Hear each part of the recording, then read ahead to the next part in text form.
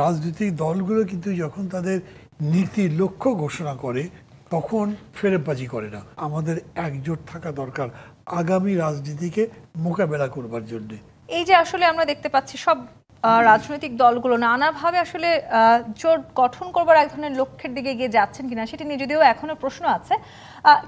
আমরা সাধারণত দেখেছি আসলে নির্বাচন যখন এগিয়ে আসে বড় রাজনৈতিক দলগুলো সেই প্রচেষ্টা করে। এবারে আমরা দেখতে পাচ্ছি যে নতুন যে রাজনৈতিক দল তারাও এরকম একটি প্রচেষ্টা করছেন, এমনকি যারা ছোট ছোট রাজনৈতিক দল আছেন তারাও আসলে একসাথে হয়ে এরকম একটি জোটবদ্ধ হবার চেষ্টা করছেন। সেটি আপনি কি মনে করছেন, নির্বাচনকে এগিয়ে নিয়ে আসবে নাকি আসলে কোনো না কোনোভাবে আবারও নির্বাচনকে পিছিয়েও দিতে পারে?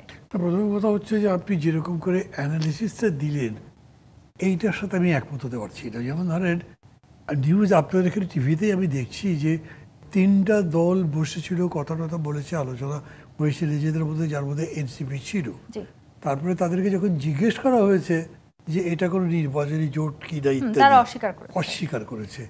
তো তারা ওইটা যদি অস্বীকার করে আমি কি ধরে নিচ্ছি যে ওটা ফালতু একটা মিথ্যা কথা বলেছে? তা তো হবার কথা না। রাজনৈতিক দলগুলো কিন্তু যখন তাদের নীতি লক্ষ্য ঘোষণা করে তখন ফেরেববাজি করে না, করতে পারে না, কারণ তাহলে তারাই জনগণের কাছে পরে ধরা খেয়ে যাবে। ফলে তাদের এই আলোচনাটা কোনো জোট গঠনের লক্ষ্যে এটা আমার মনেই হয় না।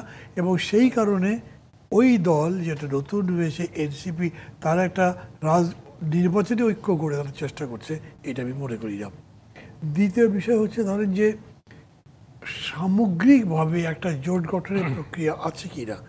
আপনি বরঞ্চ 5 আগস্ট থেকে এই পর্যন্ত যদি দেখেন তাহলে ভাঙ্গাই বেশি হয়েছে, গড়া কোথায় হয়েছে? কত বড় জোট ছিল 20 দলীয় জোট? নাই। বিএনপি এবং জামাত দুটো মেজর পার্টি। অনেকে এখন এরকম বলবেন যে এই দুটোই তো বড় পার্টি, সবচেয়ে বড় পার্টি বিএনপি, তারপরে জামাত। তো ওদের মধ্যে তো আরো ঐক্যের বদলে আলাদা হয়ে যাওয়ার প্রবণতা হয়ে গেছে বলতে পারেন। তো বাকি কারা? রুহিন হোসেন প্রিন্স বলছেন যে না, তারা তাদের রাজনীতির লক্ষ্য নিয়ে সেই রাজনীতিকে নির্মাণ করার জন্যে ফ্যাসিবাদ বিরোধী সেই ঐক্য, সেই শক্তিকে গড়ে তোলার চেষ্টা করছেন। আর আমি আমার কথা বলছি, আমরা তো মনে করি বাম জোটটাই মানে কী বলে ওই সাধারণ যে জোট এগুলোর কথা বলছি না, আমরা বলছি আমাদের জোট একটা আছে, গণতন্ত্র মঞ্চ। সেখানে পরিবর্তিত পরিস্থিতিতে আমাদের নিজেদের মধ্যে আলাপ আলোচনা হচ্ছে, সেখানে সবই আমরা একই রকম কথা বলছি তা না, কিন্তু আমরা এই ব্যাপারে একমত আছি যে আমাদের একজোট থাকা দরকার আগামী রাজনীতিকে মোকাবেলা করবার জন্যে।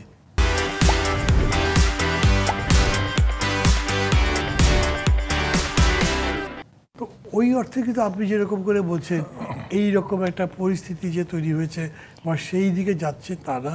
তবে হয়তো সবার লক্ষ্য এক নয় বা জোট গঠন নয়, কিন্তু আপনি যেটি বলছিলেন যে আগামীর রাজনীতিকে যে মোকাবেলা করতে হবে সেটি আসলে সেই সংখ্যাটা কেন দেখা দিচ্ছে না?